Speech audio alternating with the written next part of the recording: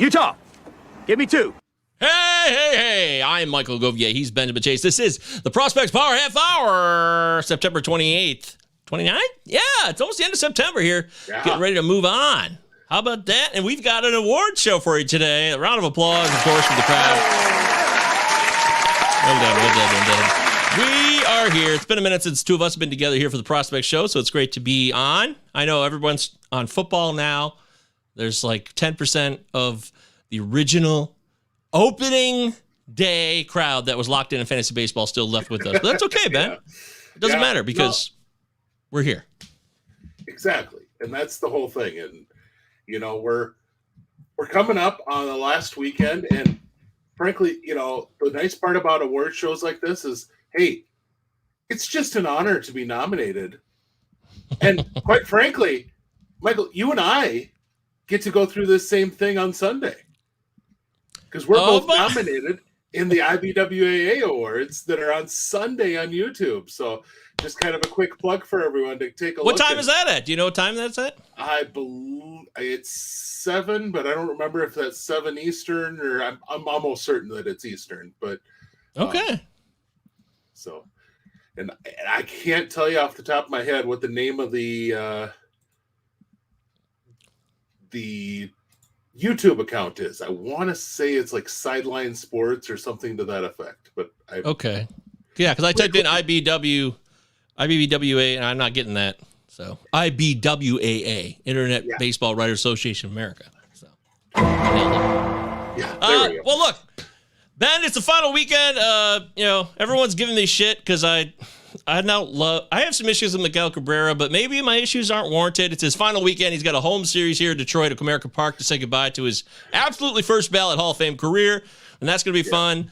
But as far as what we've seen this season, is it safe to say? Because I posted this in my Groovin' with Govier article, FDNFantasy.com. You guys can read it anytime. Free!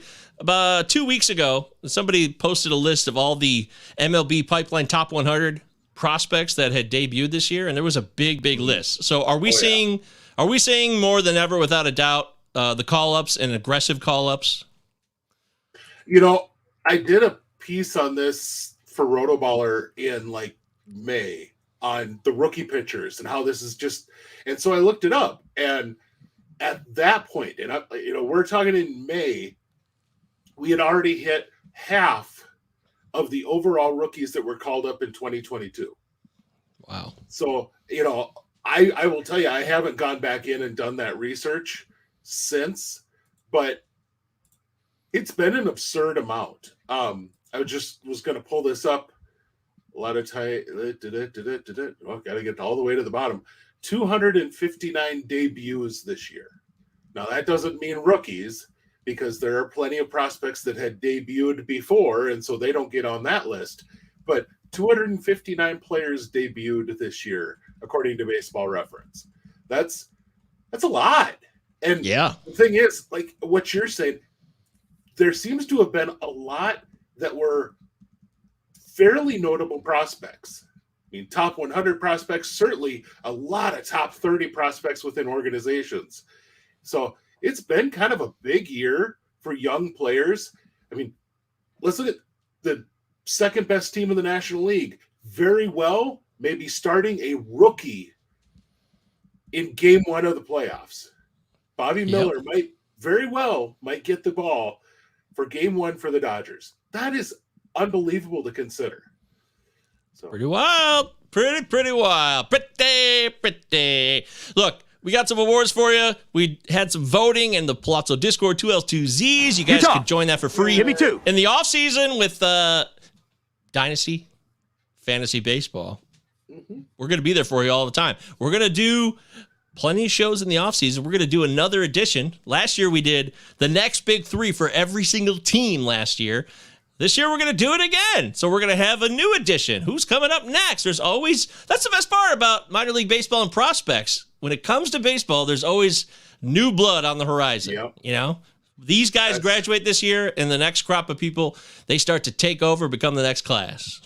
Absolutely. That's the best part about doing dynasty leagues, is the fact that you start to build up, and then all of a sudden you've got a team that's all in the majors and you got to find more prospects. You might be that guy who's rebuilding, and in 2-3 years, all of a sudden it's like, oh man, my minor leagues look pretty scant because I've just been building up for the last few years. And now all of a sudden I kind of need more. So that's right. It's one of those great things about Dynasty Baseball is no matter what part or where you are in your development of your team, you always have to have some look in the minor leagues.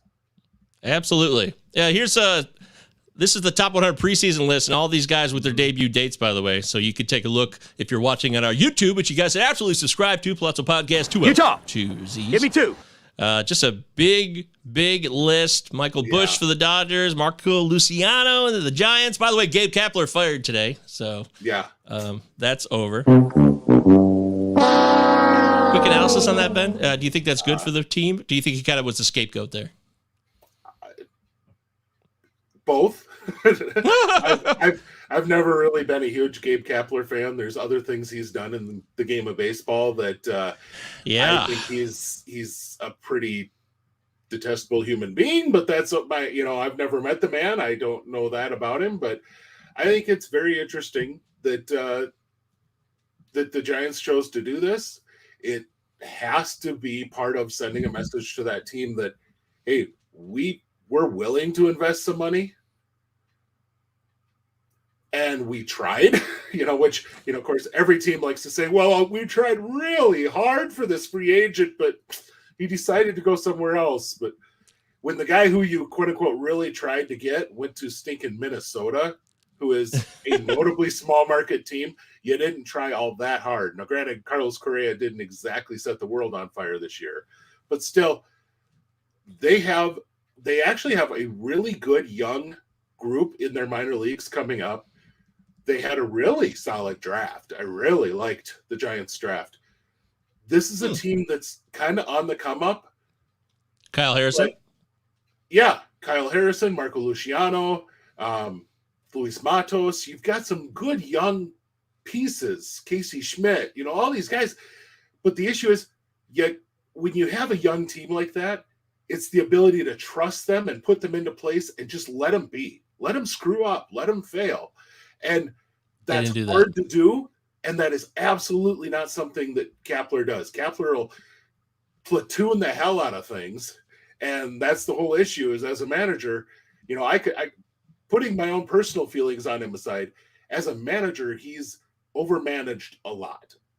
And sometimes when you have a little bit less talent, the overmanaging can get more out of a team. But these are also professional baseball players. They're, you have to be able to allow them to trust them to say, hey, this is on you guys.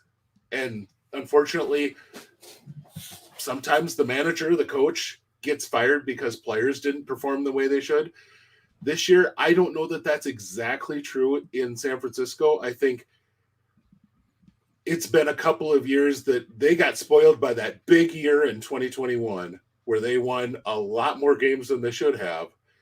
And management kind of got a little spoiled there. I mean, they didn't invest in the same way. I mean, that team was led by Kevin Gossman. People forget that they had one heck of a rotation, and they've just kind of piecemealed it since.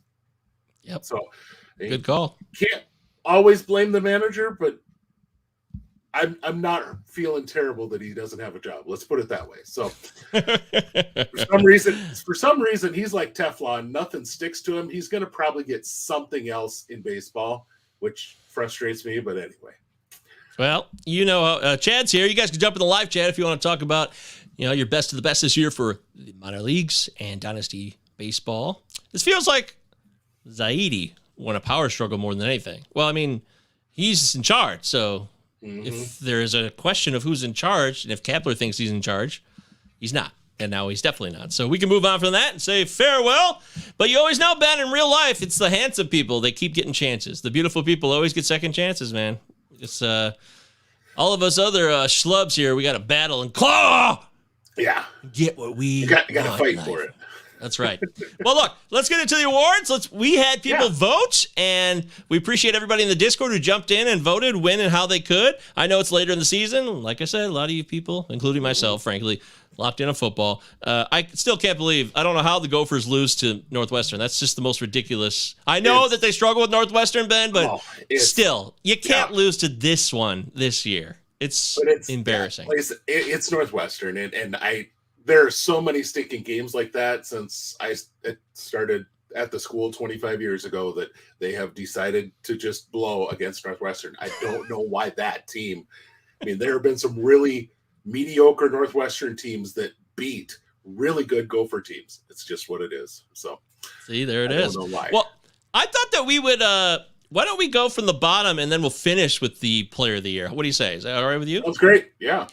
Okay. Cool. Well, first one on tap. This, Ben, I love this. We barely knew ye. Yeah. Who was the players that we barely really got a chance to know this year in minor league baseball? Our winner I have before us, but I'm going to also share who the nominees were real quick. Mm-hmm. So we barely knew ye. The nominees were, I'm doing my little thing there. We had Daniel Espino, Zach Veen, Coors, of course. Where's that? 2 weeks. Oh, that's 2 weeks. That's the wrong button. I got the wrong bake. There we go. Nope, that's Bush. Coors. There we go. Bush says Cardinals. Jeez. Cade Cavalli. Remember Cade Cavalli of the Nats? Max Meyer. Remember him? How about George Valera of the Guardians? And, of course, Andrew Painter. And the winner was, or the unfortunate winner of this category, we barely on this one, yeah. I think it says something maybe about how talented he is. Andrew Painter was the winner of We Barely Knew Ye. Now, Ben, you agreed with this one, so you don't have a different opinion. I agree. And personal cheese ball of mine is Max Meyer, and there was some talk before the year that he might come back and pitch the last month. And with where the Marlins are, that could have been a good deal, but it's just he's had a traditional recovery. So we didn't get to see him back this year. I'm bummed about that. Hey. Yeah. but the Painter thing, I mean, gosh, the way he was pitching in spring training, you had so much hope. And this is already a guy who was a top 5 prospect in all of baseball in a lot of lists. And all of a sudden, he pops his elbow out for the whole year. That just stinks. It does. Even in redraft, he was getting a lot of run. There was a lot of hype about Painter. So, yeah, I think most people expected it was going to be a fun season, but you can't predict injuries, especially when it comes to pitchers, and that's just the way it goes. All right, next one. Ooh, sometimes things don't go according to plan, right? And occasionally you get a flop of the year. So for this category, the flop of the year, the nominees are, now this is no disrespect to any of these players, but expectations are a thing. And you get paid, and you're in a unique position to compete when there are expectations surrounding you. So I think most players understand that. Here are the nominees. We had Cole Winn, Zach Veen again. Wow. Coors. I feel bad for Chad here. Marcelo Mayer of the Red Sox, Elijah Green, Brandon Pfaadt. Oh, boy. Brandon Pfaadt. Yeah, we talked a lot about him this year on the show. Drew Jones, Andrew's son. Gavin Stone. And then Diego Cartaya. And the winner is, according to the voting, Diego Cartaya. Nope, I just blew it. You're right, I blew it. Gavin Stone. Gavin Stone was the winner. Yeah. Go ahead, clear the air on that one, Ben. Well, and it's because I differ on this one, and I would have selected Cartaya. Stone, while Stone was highly regarded coming into the year,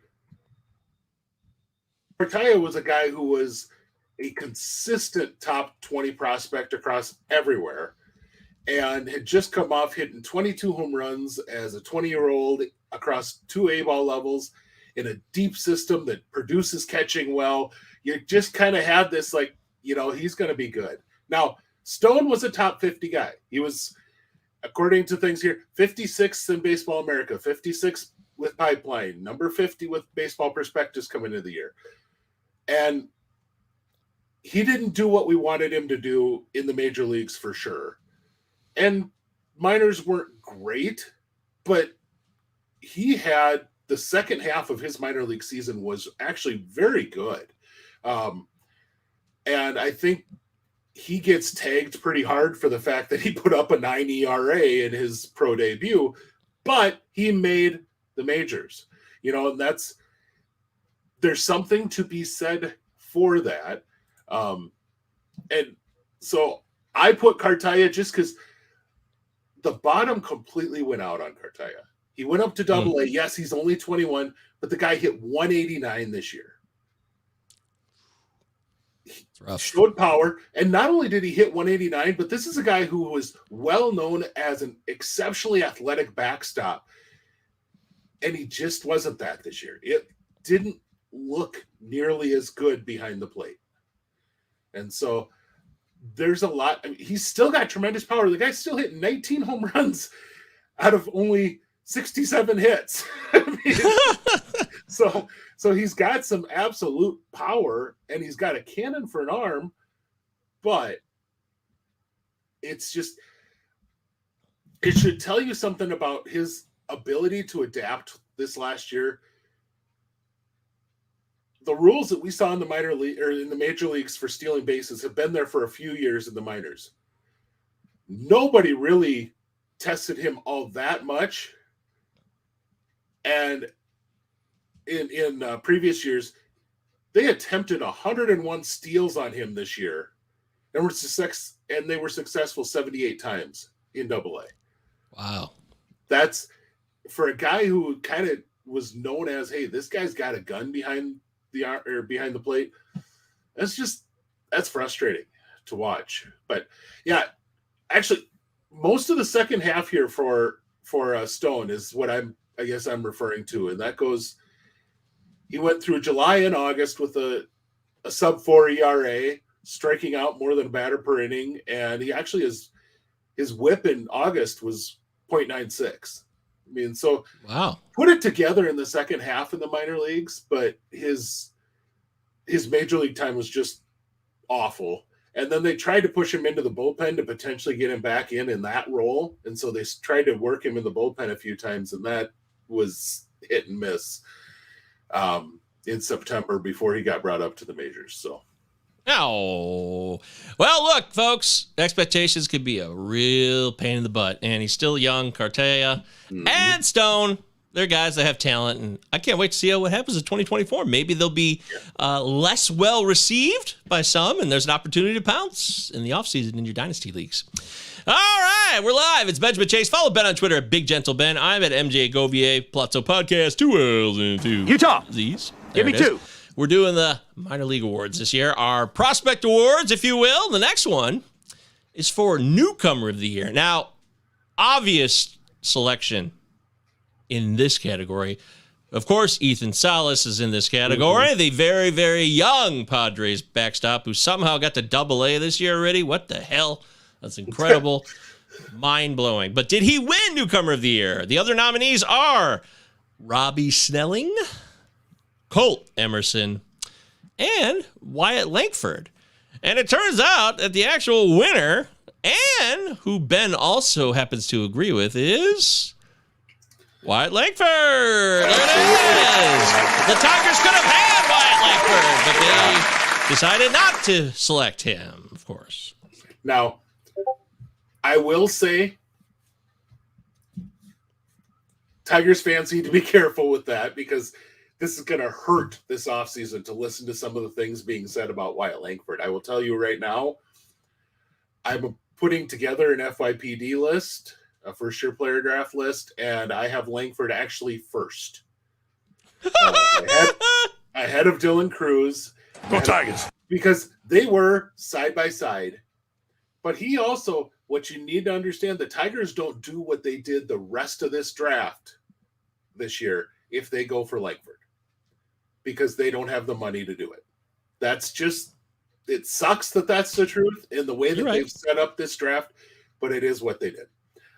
Langford has been absolutely amazing in his short time. He was, and here's what's really kind of cool, is he got a chance to play for a college championship, and he got a chance to play for a AAA championship. Yeah. So the guy's gotten to play in championship ball all year long. But 360, 480, 677, that's his slash line in 44 minor league games with 10 home runs and 12 stolen bases. Wow. Since he got drafted. This guy hit 21 home runs and stole 9 bases in the college season. And what's scary is his whole minor league track line is almost exactly the same as what he hit in college. It should be harder to hit in the minor leagues than in college. Damn! It should. The thing I love looking at his stat line is 36 walks to 34 strikeouts. That is huge to me. Out of a guy, he could just have been free swinging and knowing that he's hitting everything and just swing away. And he's been very patient. He's done extremely well. It's been impressive to watch this year. So, yeah, it takes a year the way that Langford had a year this year to beat a guy like Salas who got to Double-A at 17. I mean, any other year, just like Langford, in any other year, Langford is the number 1 pick. Well, in any other year, what Ethan Salas did is easily your newcomer of the year. Not this year. So I gotta say, it seemed, even when the season started, to me that maybe Salas was more of like a novelty than anything. But he showed this year by his play that he's more than just novelty. He's making strides quickly. So I have to give Ethan Salas credit. But I don't disagree with the votes here or your decision. Wyatt Langford, God, I just hope in 5 years the rest of the draft for the Tigers, it was still worth it. Like, we didn't take Wyatt Langford, but the depth of that draft, if the depth of the Tigers 2023 MLB draft leads to, a playoff run or just a really, really good team across the board in multiple levels, and frankly, maybe for a team that needs it based on the previous regime, although, Torque hit 30 bombs this year, Mr. Virginia Tech Hokie himself, Gary Carpenter, came alive and is really, really good. So maybe Al Avila wasn't so awful. I don't know, but we're not here to relitigate the Tigers and their farm system here on the Palazzo Podcast with me and Benjamin Chase. Let's continue forward. The next award. Now, this is fun. This is always one of because these guys, these people, and the winner itself of the breakout pitcher of the year in minor league baseball across the prospect galaxy, that's a big deal. People are gonna hem and haw about the winner of this and the nominees all off season long and think about how good they could be in 2024 before, sadly, somebody blows out a UCL. I hope none of that happens to any of these guys, but it's part of the game, folks. So our nominees for breakout pitcher of the year were A.J. Smith-Shawver of the Braves, the 20-year-old, Mason Miller, the electric stud, who... How many innings did he have this year? 10? 20? I mean, he's electric when he's on the mound, but he had 31 in the majors and 19 in the minors, so 50 innings this year. Well, it's amazing he came back at all because I thought he was done for the year when he got hurt early in the season. So, but he's electric. Robbie Snelling again, check again. Julian Aguiar. Oh, Wickleman Gonzalez. Max Reichik. Is that how you say that? Reichik? That's a good question. Okay, all right. Well, we're doing our best here. Sure. I don't have a pronunciation guide right in front of me, so we're doing our best. And those are the nominees for Breakout Pitcher of the Year and the winner for Breakout Pitcher of the Year, but not who Ben has. So we'll start with the winner, and that winner is A.J. Smith-Shawver. He took home the gold. Congratulations to him. I know Ben, it's not like Ben doesn't like A.J. Smith-Shawver. I love Smith-Shawver. He just came out last night, had a really fun start for the Braves as they're kind of finishing up the year. I honestly think he is along the lines of what Spencer Strider does on the mound. It's going to be a lot of fun. But for me, the guy I chose was Mason Miller. And this comes off, he just had a heck of an Arizona Fall League and turned around and showed up in spring training and was all of that. And I think what you're going to see, there are many people, and I'm not quite there, but I'm getting really close, that think that Mason Miller is the best pitching prospect, not named Paul Skeens, in all of minor league baseball. Because he still is technically eligible as a prospect. And, I mean, the stuff is absolutely mind-numbingly amazing. I just will be seeing. I think we'll be seeing him as a dominant closer or an ace. I don't know that there's, or he's going to blow out. Though I mean, guess there's a third option, but I think if he is on the mound, he's not a middle reliever. He's not a fourth starter. This is a guy whose stuff is so stinking good that he's either going to be an ace or a elite closer, or he's not going to be pitching. And that's for him to come from, I mean, kind of nowhere as far as his draft pedigree, third round guy out of Gardner Webb, so, that's just, it's incredible how far he's come. So, yeah, I don't know. I love him. I think what he took such a big step forward in his overall raw stuff that it's hard not to just really think he's that breakout guy, but definitely don't argue with AJ Smith-Shawver, because for a lot of people who weren't, I'll admit I'm a little more clued in on the Braves system, so to me he wasn't as much a surprise as far as what his pitches did. I was surprised they pushed him as quickly as they did, and he responded at every level, so you can't really get too uptight about that either. How come is it not fair because he was ho-hum in the minors, or maybe wasn't mind-blowing? What about Sawyer Gipson-Long? I thought maybe he could make the list. Is that too far? I didn't have him. I didn't write him down, and nobody else nominated him. But I think, in all seriousness, I don't see why you wouldn't have a good argument for any one of these pitchers we named. And that's, I think we could probably bust out a half dozen more too, which that's the really amazing part of this is pitchers kind of pop up out of nowhere. Now this next list we're going to get into, it's a little harder to get onto that one.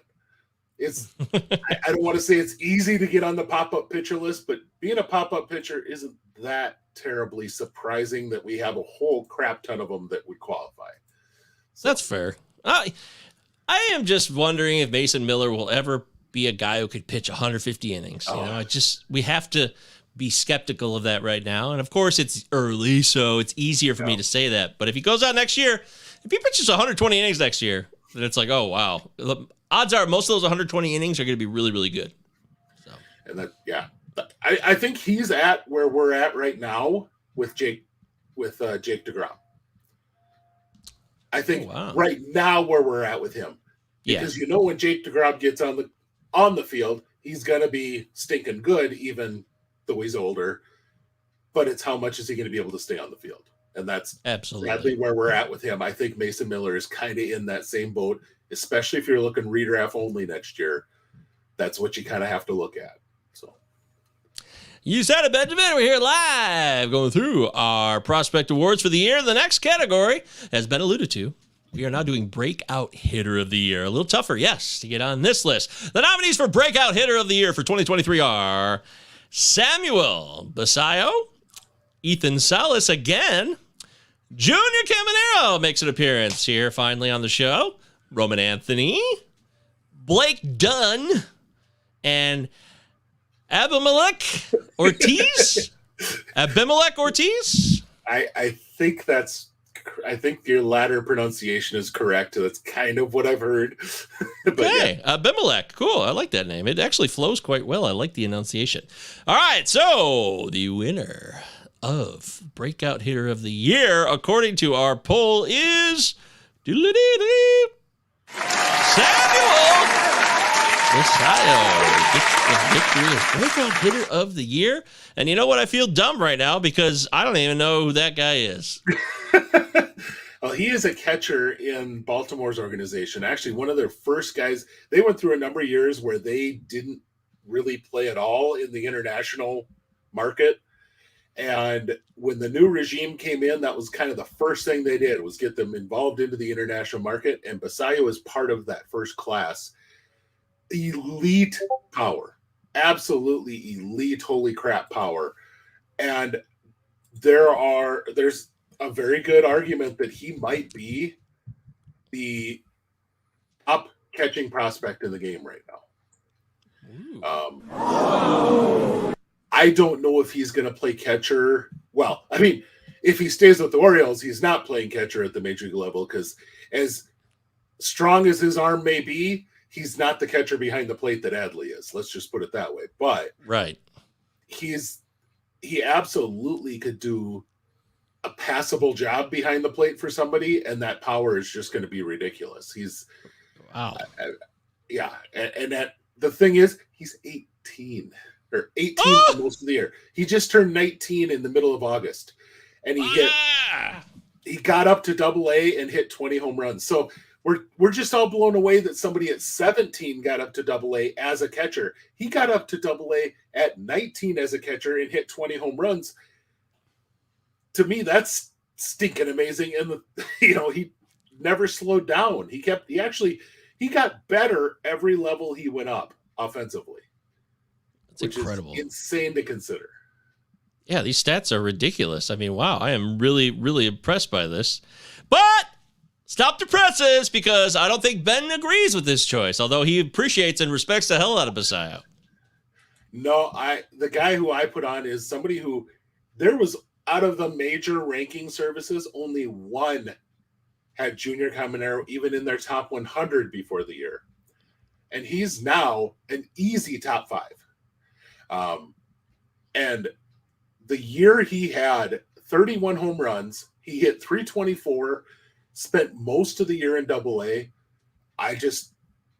It's amazing to me watching him just ascend this year. He made some changes to his swing and changes to his body and did that. And you started to see it down in Australia this last winter. And he took that and he hit like you wouldn't believe down in Australia. And he turned that into what he did in the major leagues. So.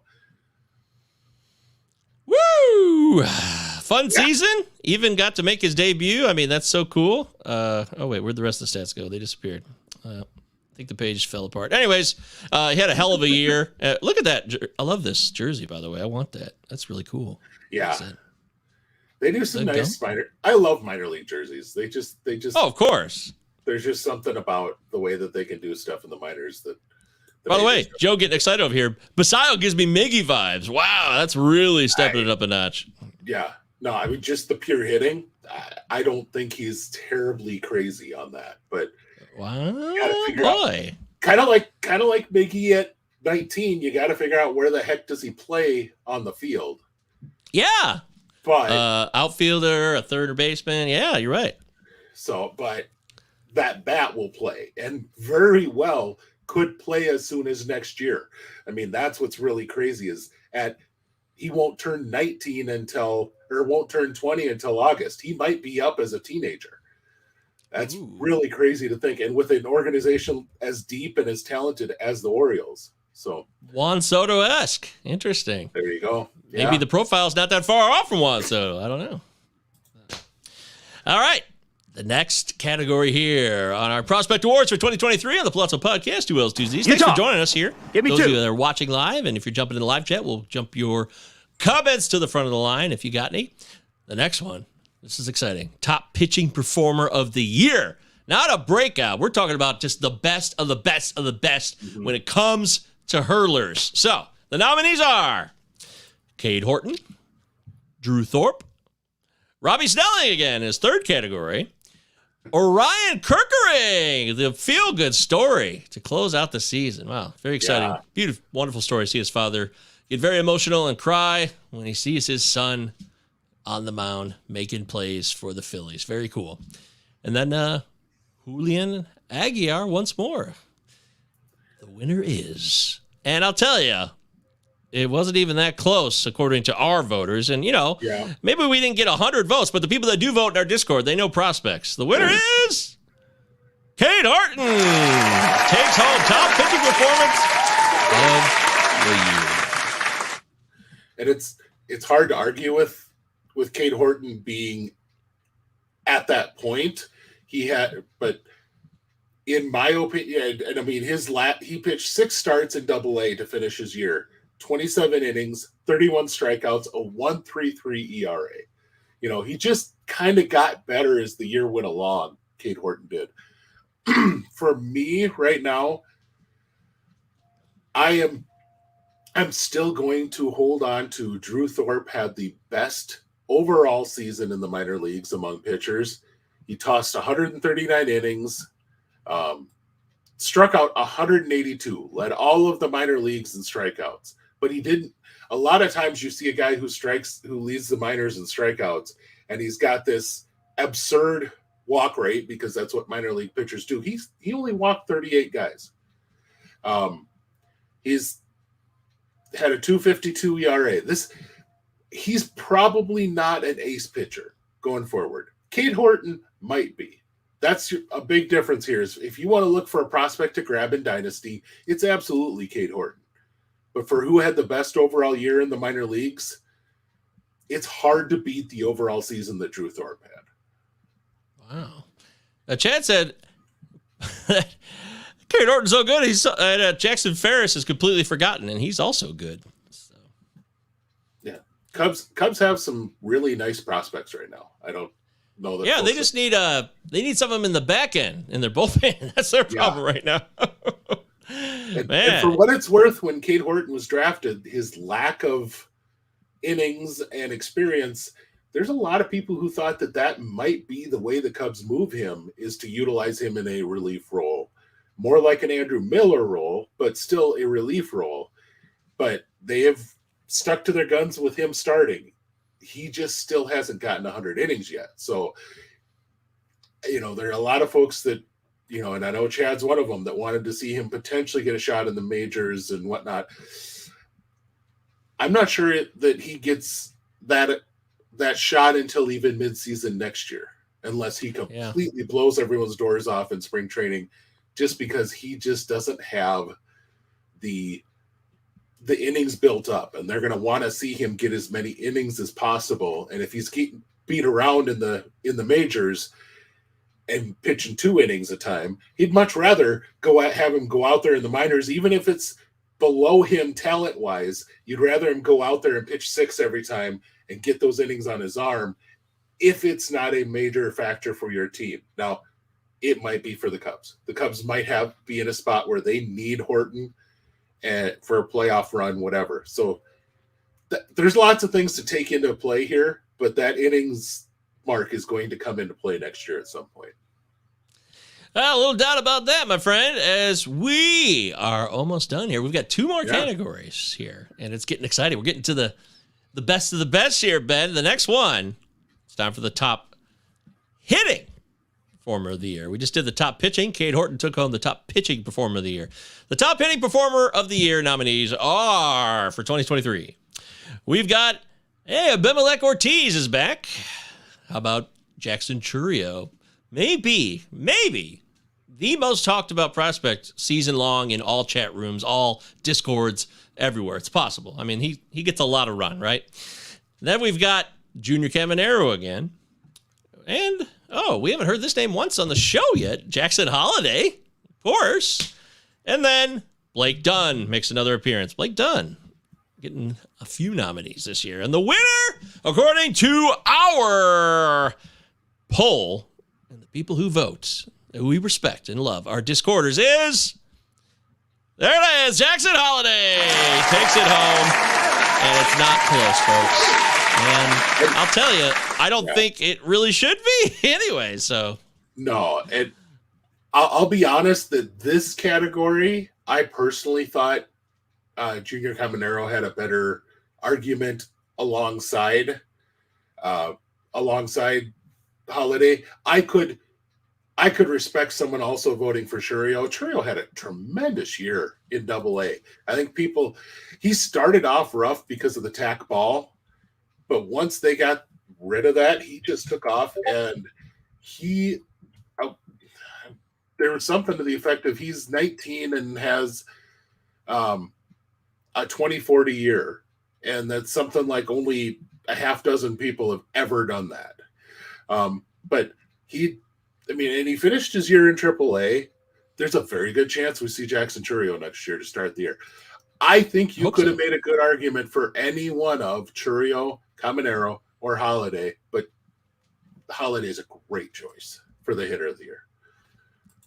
He's just people. I remember asking me, I think in May, hey, you think Jackson Holiday can break camp with the Orioles next year in 2024? I'm like, no, come on, dude. I mean, he's got a ways to go. I mean, he's making progress in May at that point, but where we are now, hey.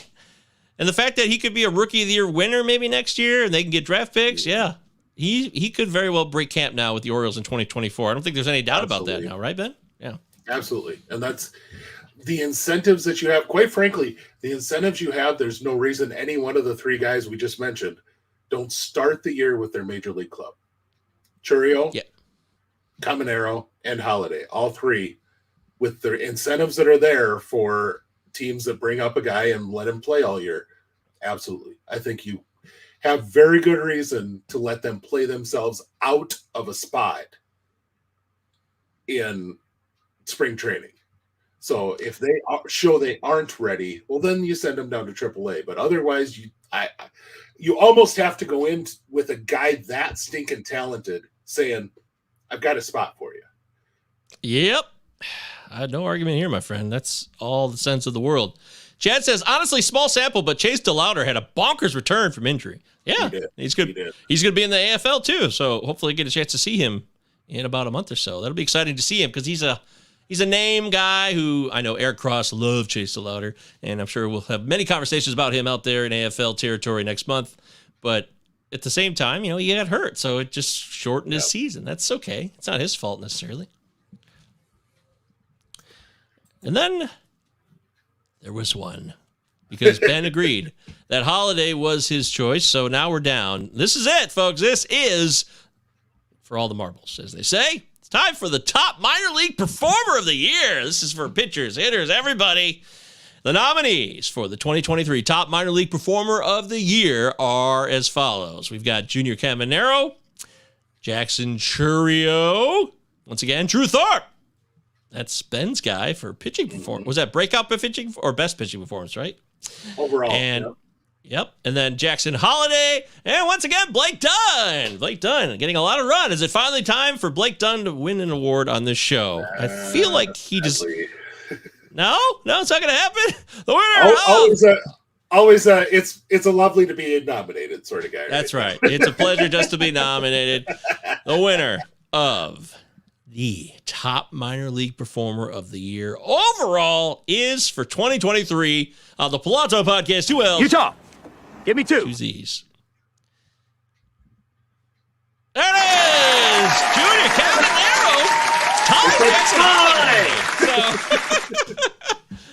It's a tie between our voters. Ben, how do you feel about this? The top minor league performer of the year overall for 2023. All of these names. Is there a name, first off, that you'd like to see be nominated on this list if it was to be done again? No, actually, I like the list that we have on there.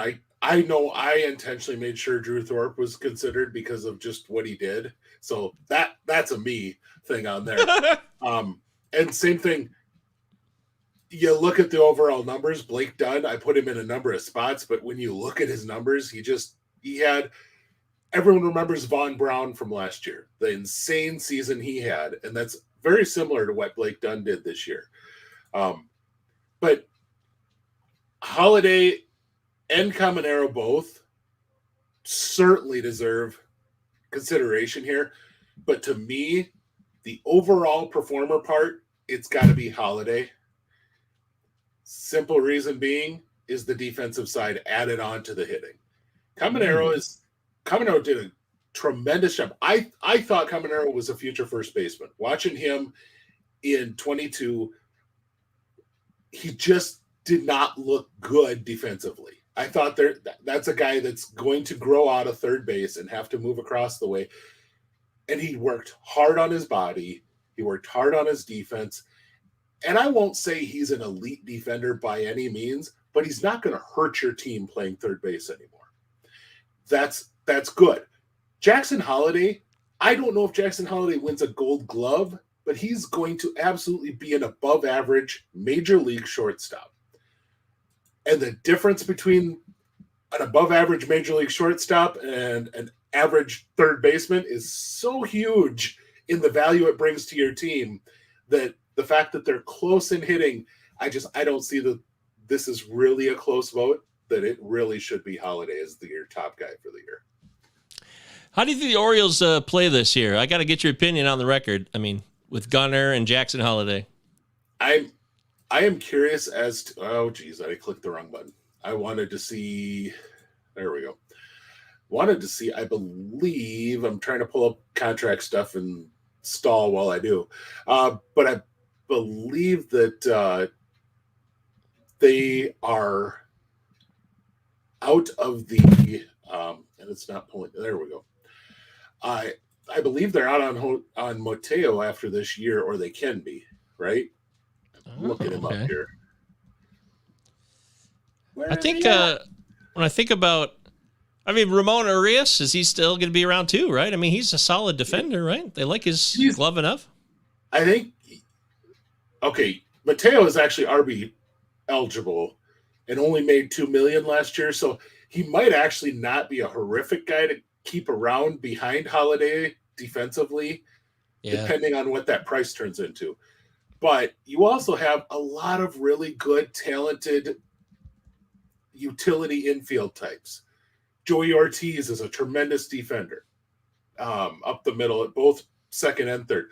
That's Ramon right. Ramon Urias can play all around the infield and some outfield, but all around the infield for sure. Makes a nice utility guy.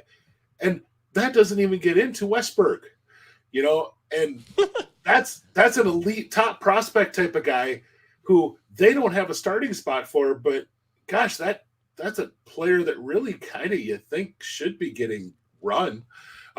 So you've got a very, very good, you've got a very, very, very good problem, I guess. I'm trying to find the right word for it, but I guess problem, if you want to put it's it. It's a scenario, yeah. I mean, they got a situation brewing here. Yeah. So I mean, I think you're going to see them drop off guys like Adam Frazier because why? You don't need to keep a guy like that around. But do you think teams will be favorably advantaged because they know the Orioles don't have spots for all these guys? Does that actually end up hurting them, or do the Orioles just wait it out and unfortunately the players pay the price because that's just how baseball goes? I really do think that you've got some teams that will try that, but when the Braves had a whole buttload of pitching prospects coming up at one point, Max Fried and Mike Soroka and Kyle Wright and a bunch of these guys were all kind of coming around the same time. They had a lot of teams try and come at them and go, okay, you got pitching depth, but you got a lot of pitching depth, so we're not going to give you the true value of your pitching depth. Well, no, that a good club is going to avoid that. Now, I will tell you, I know one of the heavily rumored deals back in the day was that the Marlins wanted Mike Soroka and Austin Riley for JT Realmuto. Oh. I have to say that in retrospect, that could be kind of an interesting deal. But I think they made a good choice where Riley with the player that Riley has turned into in the middle of that lineup. You like that. Oh, yeah. And you can't predict what happened with Mike Soroka. That was, at that point, there were not many pitching prospects who could do what Mike Soroka did on the mound. He just kind of played with hitters. And that's an impressive thing. But I look at the Orioles. The Orioles are going to have a lot of money to play with. But why? Why do they need to? I mean, the only thing they really need to worry about is pitching. I think where they're going to potentially be able to utilize is they might be able to go out on the market and go for a guy who's got maybe a bit too much of a contract as a pitcher and swap one of their solid infielders for that guy. I could very much see that. I mean, if you want to get a guy that right now sticks out to me as that type of a guy, it's Dylan Cease. That would be a very interesting acquisition for them. I don't know what the White Sox want for him, quite frankly, but he is. White Sox don't know what they want either. So that's a whole nother deal. But he's got 2 more years of arbitration. Cease does, and he's probably going to be in about the $8 million range this year. So that's it for a team like the White Sox that are obviously needing to rebuild. That might be the type of guy you start to target as the Orioles and say, hey, this whole Tim Anderson thing at shortstop, you sure you want to keep up with that, or would you like a Joey Ortiz, or a Jordan Westberg or someone like that? And that for them should be, and that should be who they are able to focus on, is a guy like that where they can eat some money and utilize their trade prospects. But I honestly think that Holiday is going to come into camp as their shortstop. There's little reason to doubt that. Just makes perfect sense for them to do that. It's the how do you work around that will be interesting to watch. I will be very interested to see how they do with, what do you do with Mateo? Do you bring him back telling him for sure he's going to be a backup infielder? Is he going to be happy with that role? Urias can play all over the field. Do you want that? Ortiz to me is really what Mateo is, but Ortiz has the power that Mateo has speed. I don't count on either one of them being an above average bat, but I think Ortiz could possibly hit you 15 home runs and Mateo could steal you 30 bases if you gave him a full year of run. That's a solid enough contributor, but I don't know that either one of them I'd want starting for me every day.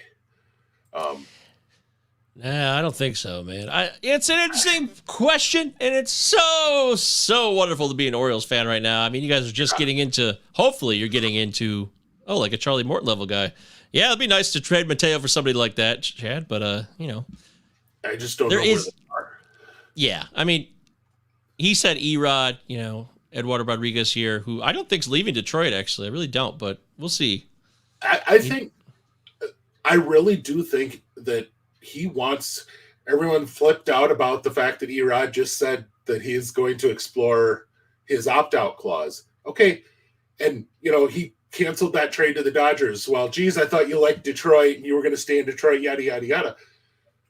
Just because he exercises the opt-out doesn't mean that he doesn't want to stay. He might just very well say, you know what, instead of 3 years or whatever I've got left, let's negotiate a longer-term deal.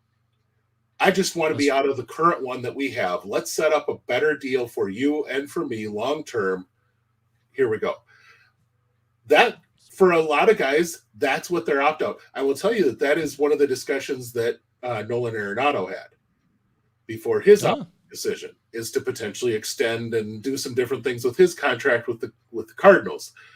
So that absolutely can be the situation, is that Rodriguez says, hey, I'd like to be here, but this contract isn't the way that I'd like it to be. Yeah. Some of his family and life stuff that's come up over the last 2 years absolutely could be driving that. He could be wanting, I want this many days off during the year where I don't need to be with the team. But if you don't have that stated in a contract, you can get fined for being away from the team. Things like that. That very well may be all he really wants to do, is to tear up his current one and sign right back with the Tigers at a different one. I don't honestly know that he's going to get a ton more money. I don't think so. This offseason, there aren't a lot of good pitchers on the market, but I don't think that he's going to be a guy that gets more than what he got last year already.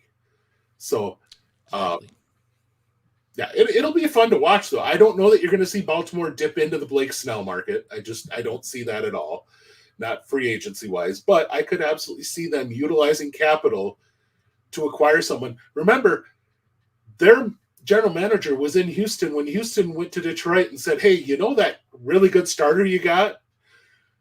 Here's a whole buttload of guys. We want him for our run. And they got Verlander and said, we're going to offer you the world. And at the time, we're talking, I think there were 4 top 100 guys on that group that they sent for Verlander. There were certainly four guys that were top 30 prospects within the Astros organization, and they were considered the better systems. Yeah. So, and I got to say, just on that, Jake Rogers, he's been my boy to finish the year. Holy crud. But, I mean, I could see them doing something like that, going out and finding someone who might be an elite starter on a club that's maybe on its way down for a little bit and say, hey, we're going to overpay you in total prospects, maybe not elite prospects, but, you can take your pick of 4 guys from our number 10 through 30 on our top 30 list, and that's who you're getting for your starter. For most teams, that's going to be a huge return. And for the Orioles, it really wouldn't put a huge dent in their system. That's the scary part. All 3 of the players, they got 3 players. It was Franklin Perez, Daz Cameron, and Jake Rogers for Verlander in that deal. Now, all 3 of them were in the top 11 of Houston's. So not even forget the top 20 or the top 15. So they were all Franklin Perez. He just nothing. That was a and shame. Daz Cameron was all defense. Unfortunately, just didn't have the bat. But Jake Rogers, a great return this season with 20 home run season. A guy who played about 100 games, a little bit more than part time, a little less than full time. So it's exciting to see that. He's 27 years old now. Hey, 6 years later, it's paying off. All right. And that's a lot of times what happens with catchers. It is just what it is, that a lot of times they don't hit their stride until their mid-20s, whereas a lot of players in their early 20s are just elite. So, he could have a nice run here with where he puts up stats similar to what the big dumper did out in Seattle this year. That's right. 30 plus home runs, and might not be a batting average guy, but he's done something now, finally. Absolutely. Yeah, he's a part of what they got going on there. So, wow, what a season it's been. 2023 baseball season. Is regular season is starting to come to a close, but we got the playoffs up next. But for the fantasy baseballers out there, you dynasty lovers, you prospect lovers, you aficionados of the depths of all the systems, we got a lot more coming up in the offseason. Next week, we're going to talk about the Arizona Fall League, AFL, with Chad. Chad's going to come on with us, and we're going to break it down, take a look at the rosters, some of the storylines to watch, who might come out of the AFL this year as, hey, that's the next Mason Miller or Eduard Julian, guys who get a lot of run in AFL can maximize that. I mean, I'm just something like half of the AFL last year made the majors this year. It really feels right too. It really does. I don't remember. It's within 5 or 10% of that half number. It's either 40 something percent or it's a little over 50, but that's incredible. Unfortunately, the biggest letdown though was that our guy, he didn't make the majors this year. And I'm not sure. Honestly, I'm not sure why. There has to. I know there's a reason. I know that we're talking about Justin Henry Malloy, who we're big fans of here. He's been at AAA all season. Of course, we got the new management in Detroit. Led the minor leagues in walks. In all of the minor leagues. Now, he also struck out 150 times, but so what? It's the 2023. Yeah. That's the way it is now. And we got Luis Robert had a great season. He struck out 29% of the time almost. And that's just it. What do you have at third base or DH, or frankly for Detroit, what do you have holding back bringing up a guy? And not on top of that, he walked 110 times. He hit 23 bombs. It wasn't like he was just walking and not doing anything with it. For years, they've kind of been waiting for Malloy to turn into a guy who can put some power on top of the patients. Mm-hmm. And he showed that this year. 25 doubles, 23 home runs. I just don't know what else he needs to do, Well, Parker Meadows jumped ahead. Chad says Matt Vierling having a strong season most of the year. Yeah, well, whatever. I don't care about Matt Vierling. But Parker Meadows got an opportunity, and he's up there. And, frankly, Kerry Carpenter's season may have actually hurt Justin Henry Malloy, because we know that Justin Henry's going to be playing outfield a lot now. He was playing a lot more out in left field, and that's, I mean, Gary Carpenter made it happen. That's just bad luck. If anything, it's good news for the Tigers overall as a team because they've been so devoid of young hitters, and now it seems like, wow, we actually have like a fair amount of young position players who can hit, and that's promising. I guarantee you, he's going to make the roster next year at some point. I really hope it's out of spring training. We got to see how the team looks. I wonder if he isn't. I know everyone wants to see Colt Keith. I wonder if Justin Henry Malloy isn't one of the biggest beneficiaries of Miggy's retirement. Yep, because exactly. It opens up a DH spot with he and Kerry Carpenter. That could be he could end up being a guy who benefits next year because Miggy isn't there to take at bats at least 3-4 days a week. So right, I know. Yeah, he didn't play full time, of course, but he was in there enough where it's like, well, this guy's blocking a spot, and that's just one of my only beefs. I can't blame Miguel Cabrera. He's getting paid so much money, nobody would walk away from the contract, but it does delay things a little bit having him there. And the only hope I would pray it happens is that, he imparted a lot of quality knowledge. I would love to think that Miggy imparted knowledge to Torque, and that's why Torque was able to have a 30-homer season all of a sudden. But at the same time, Torque got off to a rough start, and Miggy was there the whole time. I'm not blaming Miggy. I'm just saying who knows how this information gets passed and what kind of relationships are going on in the locker room. Or, excuse me, this is not football. This is baseball. Clubhouse. Excuse me. Yeah. But, gosh, the guy's leaving leaving with a Triple Crown, made 12 All-Star games, won the batting title 4 times. I think that's just one of those things that people just don't. He got kind of perceived as this, he was a power hitter that had a good average. I don't think people quite grasp it. There was a run in there from, say, when he first got to Detroit until about 2015. So, it was about a 5-6 year run. 08 to 15, yeah. He came there in 08. And I mean, he was the toughest out in the game. I mean, you could maybe argue he or maybe Joe Mauer at that same time were probably the 2 toughest guys to get out in the American League. That's how you notice his decline, was that he couldn't turn on that inside. He used to crush that inside fastball. Like, he could turn on it as quick as anybody in the game. And when he stopped being able to do that, you could tell he was starting to slip. And it dropped just immediate. He went 316 to 249 back-to-back years. And unfortunately, he never hit 300 again. That's what sucks about the final years. It just crushes batting average. And that's what people will lose that. But they'll still see the good years. And you're right, the Triple Crown. It was a great run. He's a first ballot Hall of Famer, no doubt about it. One of the better right-handed hitters ever played the game. That's for sure. And he finishes with a 900 OPS. Now, granted, he's right on 900 right now, so if he does something in the next few days to drop that would suck. But he did hit a home run the other day. Maybe he brought it up to 900. I don't know. Yeah, there you go.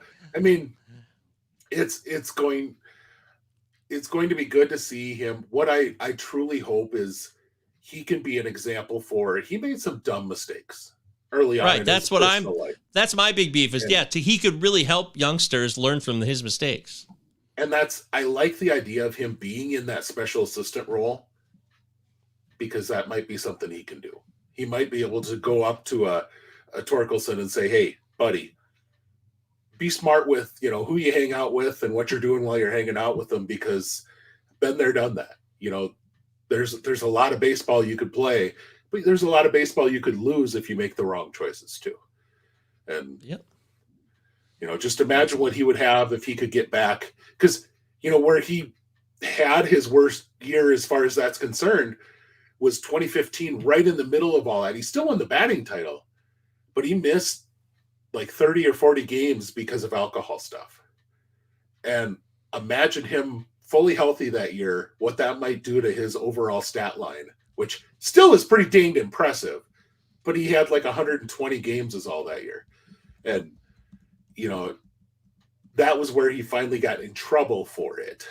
But I don't know, 500 home run hitter, 3170 hits. That's an amazing number. But you said 2015. I think do you mean 2010? No, I'm saying he missed games. Yeah, when he missed time. I thought it was 2015 season. That wasn't that year though, right? Because it was before that. Well, no, he had gotten in trouble for it before then. But I'm saying in 2015 he actually missed some time, and some of that was why. Well, wow, I didn't know that. I mean, not officially, right? Yeah, obviously not, because one of those things. It's one of those where people say that's he got himself in trouble and because of that. So I see what you're saying. Okay. Well, either way, I think it's important. Yeah, it's important that people just take those chances, and especially someone who has clout like that guy does. People who don't have as much cachet with the public, they might not get as much with their word.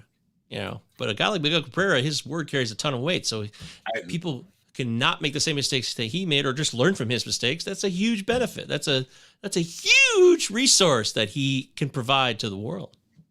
I know that Ronald Acuna Jr. thinks the absolute world of Miggy. They're both from Venezuela. He's, Miggy was a guy that he was brought up to just absolutely adore. His father was a minor league player about the same time that Miggy was getting started in the majors, and absolutely loved what Miguel did. And, a guy like Ronald Acuna ended up growing up idolizing, Miguel Cabrera. That's just, that's how those generations keep lapping forward. And what he could do in Venezuela, because right now that country has a lot of stuff, and players coming out of that country are coming out of a lot of stuff. That could be a huge thing he could offer. Absolutely. There's no doubt about that. Matthew Z's here. I haven't seen you in a long time, buddy. Give me 2. Utah. Yeah. Give me 2. Great to see you at the end of the season for the awards. He says, Wyatt Langford says, give me 2 for taking out Dylan Cruz as FYPD Adonis. Yeah. I will say it's going to be very interesting to see how that comes down. And that might be, when we have that discussion this offseason as far as FYPD, I don't know who we'll have on to talk about it, but I mean, number 1 versus number 2 is going to be a very interesting discussion, I think, because Cruz and Langford, there's legit reason to have Langford over Cruz, and yet Cruz really didn't do anything to lose that spot. He's played extremely well. He just hasn't done what Wyatt Langford did. It's just nuts what that guy's done in such a short time. So and beware of short samples, even if they are incredible. So that's going to be interesting to see. I can't wait for FYPD. I really want to do my homework this offseason, be prepared for my FYPD and my dynasties. So I might have to cut out a few leagues, but I'm going to cut out more redraft, I think, and I'll keep the dynasties because I love those leagues, because I love what you build. And that's what it's all about here, right? Dynasty baseball, the rosters you could build and how you see it develop over multiple years. Me and Ben love that stuff, just like Matt does. Matthew Z, great to see you. Give me 2. Lots of podcasts, 2 L's, 2 Z's. Follow Ben on Twitter at Big Gentle Ben. I'm MJ Govier. We're at Palazzo Podcast 2 L's, 2 Z's. Utah. Discord's free. Give me 2. The description has the link. And I got a Patreon rolling. If you're into football, baseball's wrapping up right now, but I got a lot of football stuff going on. So if you want to jump in for $3, you're going to blow 10 times that when you just order 1 meal at McDonald's. So don't try to lie to me. Don't try to fool me. I know all about the McDonald's menu. So come on. But it's been fun. This has been a really cool show. I'm glad you came up with this idea, Ben, and hopefully we'll make this an annual tradition now, and we'll expand on it next year, maybe have some more categories. So it's been a great ride, but we'll be back next week. Talk AFL, Arizona Fall League with Chad, me, and Ben. Everybody, have yourself a great weekend. If you're watching this, whenever you watch it, just send a comment on the screen. Drop it down there and tell us what you thought. Did you think somebody was the proper winner? Do you have a different nominee for some of the categories? We'd love to get your feedback after the fact. And don't forget, on Sunday night, we got the Internet Baseball Writers Association of America Awards. So that's at Sideline Sports on YouTube, right, Ben? Yep, at Sideline Sports, and it's at 8 o'clock Eastern. I did look that up. So I had 7 o'clock in my head because that's where it is here in the Central time zone. But 8 o'clock Eastern on Sideline Sports on YouTube. And they're going to have a presentation for all the different awards. So cool. Well, I hope you win, man. I really do. You're deserving. You're so underrated. I don't care if I win. There's so many great people in my category that it's, I just feel like you deserve the credit you deserve because you know so much about this game. I mean, this guy's the master. When it comes to the immaculate grid. This guy's baseball knowledge is so deep. He's second to nobody, and he deserves the recognition. And I just want you to win. So I think that was a game made for me. I'm just saying. Yeah. My stupid things that I retain in baseball, as far as like guys that finished out their career with 3 years bouncing around 4 teams. That's the stupid stuff I remember, and it makes immaculate grid go really well. Go Wildcats. Oh, he's rubbing it in one more time. And then our pal Donovan says, mowing the lawn with prospects of the year. What a Friday night. Oh, live. Yes, you can mow the lawn and watch our show live. We love it. Gonna win that Big Ten championship, just like I said. Okay, that's enough of that chat. We're out of here. Thanks, everybody. Benjamin Chase, Mike Govier. Don't forget, Sunday night, check out Sideline Sports on YouTube. Check out the Internet Baseball Writers Association of America. There's a lot of great people that are connected with that, and they offer a lot of quality sources throughout the year, including Ben, who also drops pieces for them. There it is. Thanks, everybody. We'll catch you next time.